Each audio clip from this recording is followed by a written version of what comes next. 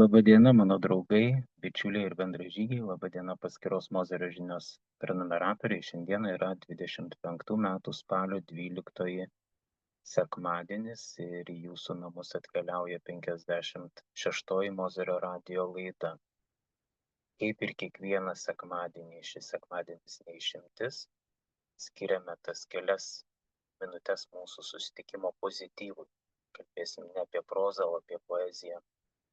Ir šiandieną noriu pasidalinti su jumis dar keliomis savo mintimis, kurias užrašiau panašiai tokiu laiku, spalio, lapkričio mėnesiais, prieš 2 metus, prieš 3 metus, 22-aisiais. Tikiuosi, kad jūs išgirsite mane, nors tuo pačiu suprantu, kad kiekvieno iš mūsų ne tik tai pasaulėžiūros, bet ir pasaulėjautos dalykai yra skirtingi. Taigi pradėsiu nuo mūsų baimės gyventi. Nei vienas negali būti tikras, kad jis šiandien sulauks saulėlydžio, tačiau praktiškai kiekvienas iš mūsų gyvena baimėje dėl to, kas gali mums nutikti rytoj. Baimė gyventi yra turbūt pati kvailiausia baimė, kurią žmogus pasirenka patirti. Dialogas apie laimę. Ko toks laimingas? Ko stovi išsiviepęs lyg ausų kaip koks kvailys? Tiesiog girdžiu į žemę dūžtančių kaštonų aidą. Iš tikrųjų, kiek nedaug reikia iki to, kad mes pajaustume laimę. Tiesiog girdėti į žemę dūžtančių kaštonų aidą.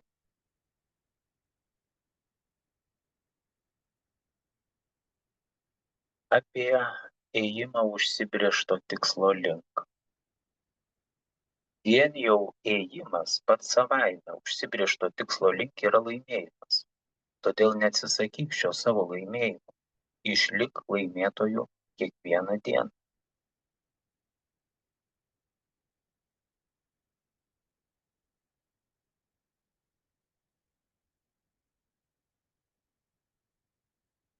Tik nemeluok, prašau, kad šiandien dar neturėjai progos nusišypsoti. Ir iš tikrųjų, gerai pagalvojus, mes kiekvieną dieną turime tiek daug progų pasidžiaugti, tiek daug progų nusišypsoti, nes gyvenime šviesesnių atspalvių yra kur kas daugiau negu kad pilkų tamsių spalvų.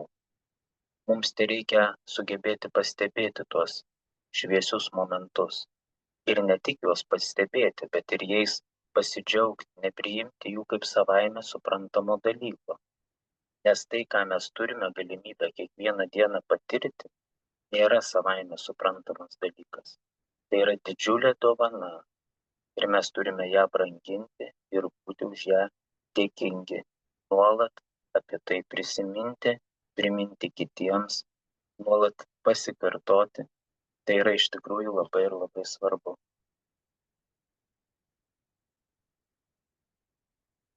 Jei kitame kelio gale nėra išvažiavimo, tai dar nereiškia, kad jame nėra ir praėjimo. Todėl jei manai, kad taip greičiau pasieksi savo tikslą, pakeisk savo planą. Nes blogas yra tik vienas planas, tai tas planas, kurio tu negali pakeisti.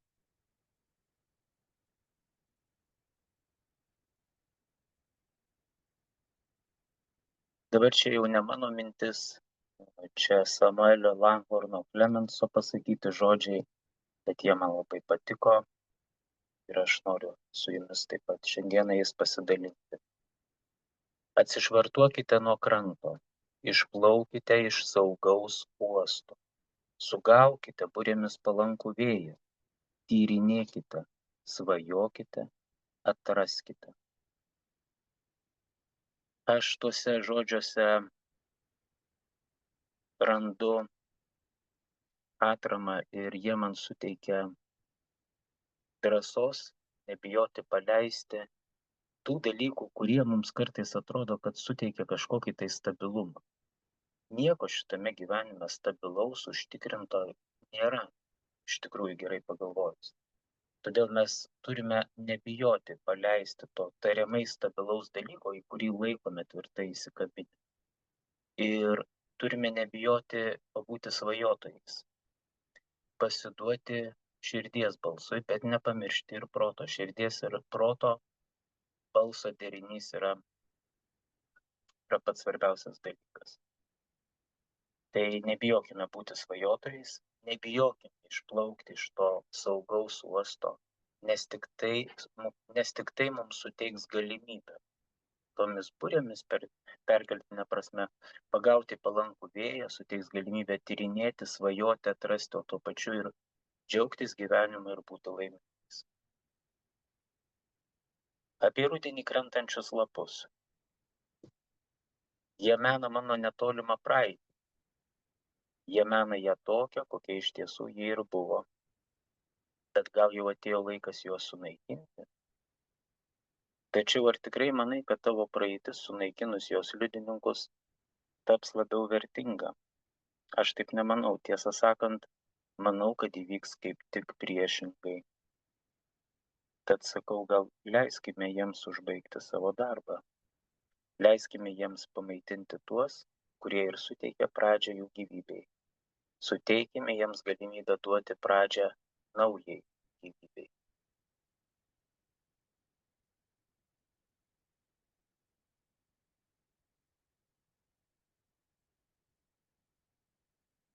Truputėlį pasikartosiu tai, ką jau sakiau,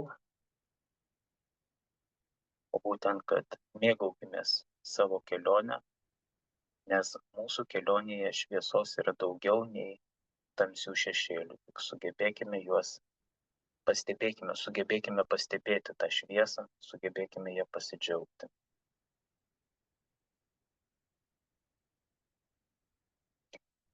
Kiekviena diena man dovanoja galimybę atrasti, suprasti ar pajausti tai, kas mano širdžiai ir protui teikia tikrą džiaugsmą.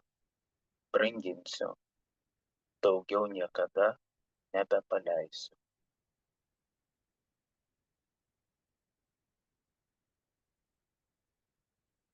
Apie ugnį.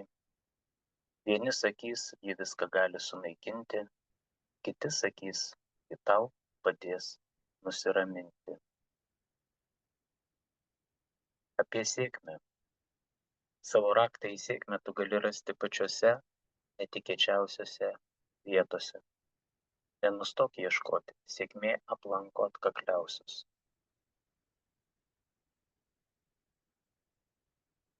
Ruduo aplink matome daug spalvų.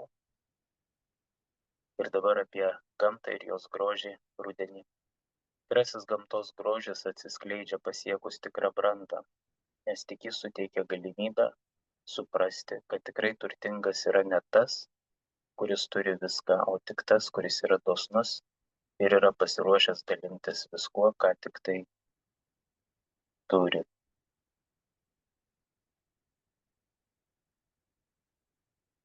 Na ir pabaigai apie sėkmę, apie tobulėjimą. Kai tavo tikslas tobulėti, sėkmė gyvenime nėra svarbiausia, nes savo tikslą tu pasieki kaskart sulig kiekvienu bandymu. Ačiū Jums, mano draugai, kad šiandieną tas kelias minutės buvote kartu. Džiaugiuosi, kad išgirdote mane.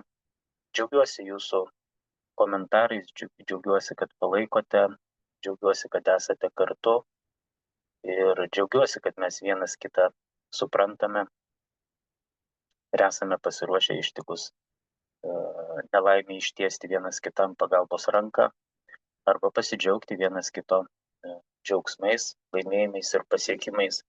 Linkiu visiems mums gražaus ir prasmingo sekmadienio ir sakau iki kitų greitų susitikimų.